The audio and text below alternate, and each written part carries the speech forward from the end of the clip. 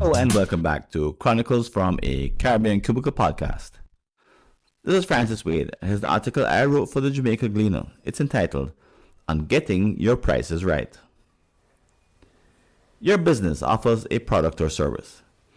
Regardless of how well your offer sells, you wonder whether or not you're leaving money on the table. In other words, are you charging the best price possible? This question is often left to opinions, chance, or comparisons with competitors.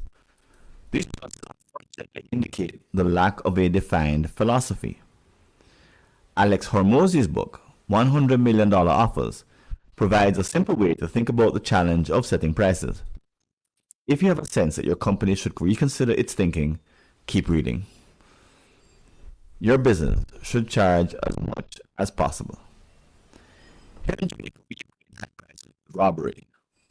Those who list exorbitant prices are disparaged as thieves, unfair, rapacious, wicked.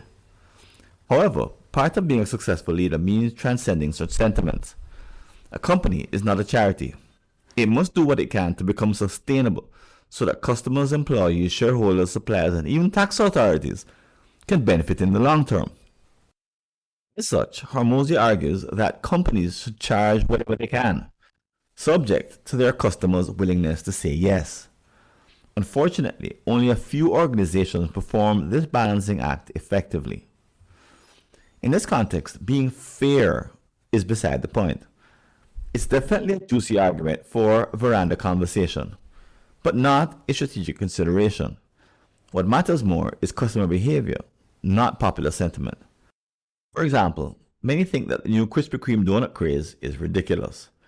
However, should the naysayers' sentiments be considered in the pricing of the product?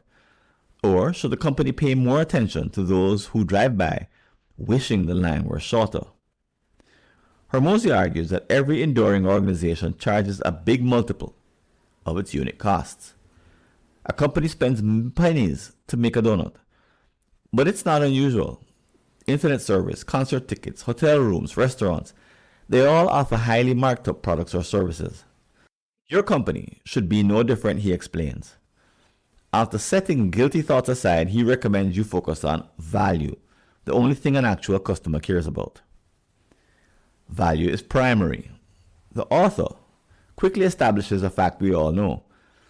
Customers exchange their hard-earned money for value.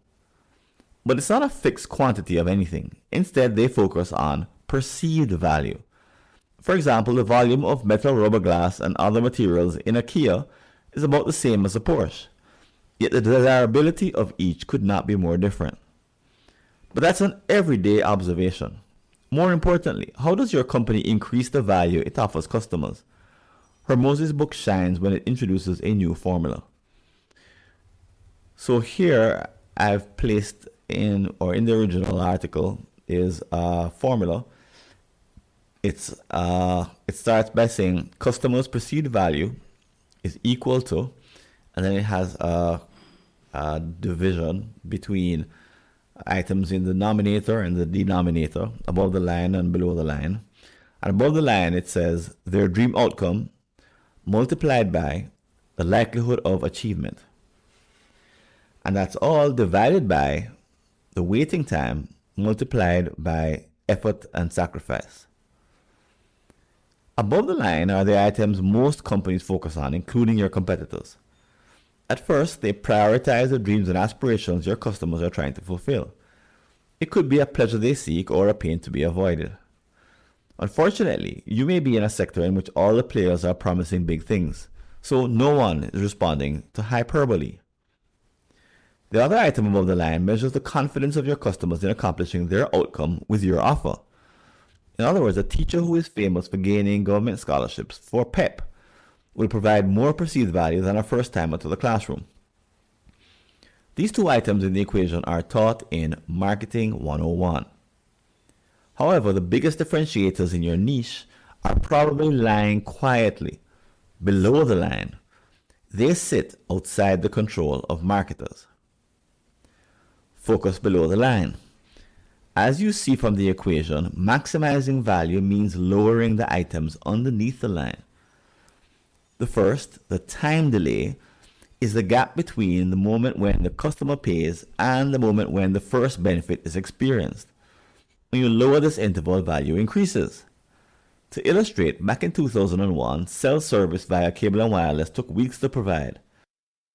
Then came digital with its immediate availability, and it quickly became the market leader.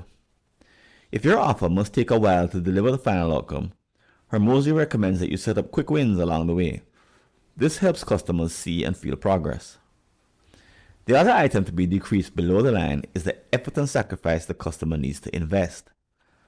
In the book, the author lists liposuction as a means to lose weight compared with the typical remedy of diet and exercise. The personal changes required by the latter are considerable. Why? It's hard to transform one's habit patterns, attitudes, scheduling, grocery shopping, and more. By comparison, for those who can afford it, liposuction only requires a week or two of soreness. Increasing value for your customers means focusing on each item separately. Do this in your next strategic planning retreat, and your prices could be transformed. Thanks for listening. Do you have an unsolved problem in your Caribbean company related to strategy, productivity, engagement, or business process improvement? Just visit a searchable listing of all my prior articles, and you may be able to help yourself to a fresh line of thinking. Go to blog.fwconsulting.com or see the show notes.